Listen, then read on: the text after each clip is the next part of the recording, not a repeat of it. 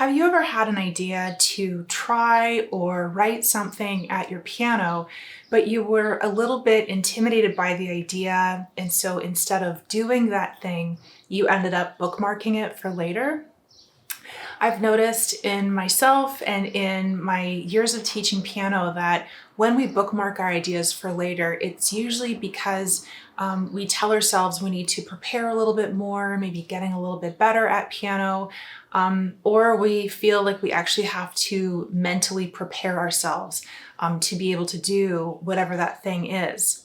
If you notice this pattern in yourself, today I'd like to encourage you to try to develop a little bit more urgency to try out your ideas when you get them.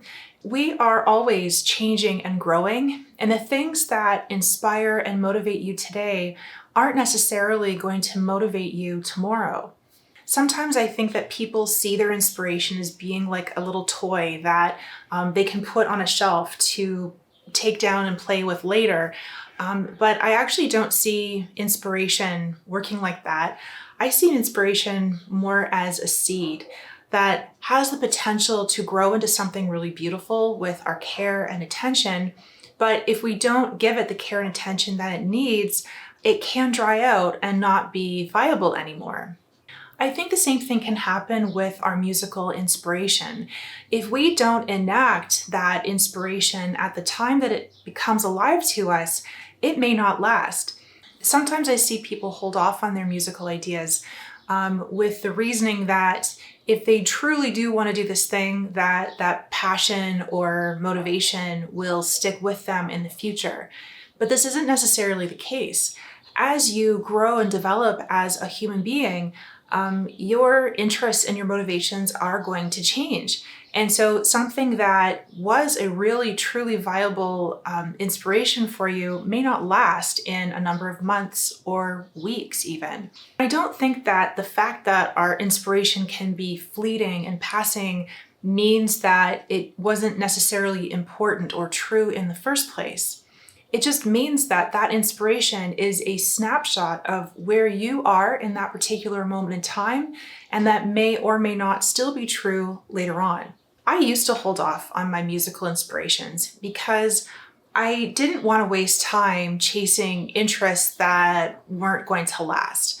I thought that if I delayed my motivation and inspiration, I would be able to tell if it was real or not, if it had any lasting power.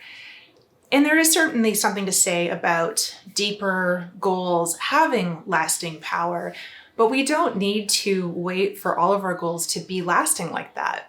Over the course of your lifetime, you're going to get many, many ideas for things that inspire and motivate you.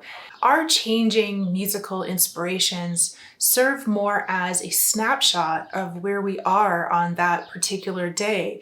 And over time, these small accomplishments build up to being like a living journal of who you were as a person over your lifetime.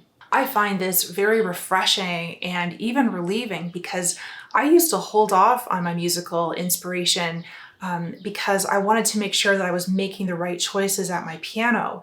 And I felt that my musical inspiration needed to come from a really, really deep, lasting place because I felt that everything I did at my piano had to be a testament of who I am. But when I see the development of musical projects as being more of just a snapshot of who I was as a person, it lifts so much stress off of myself in terms of being sure that I'm making right choices. And I hope that this way of seeing musical inspiration relieves a little bit of pressure off of you at the piano and encourages you to not delay on the inspiration and the motivation that you feel today. Chase that as much as you can today so that tomorrow you can be open to new ideas and new inspirations. Take care.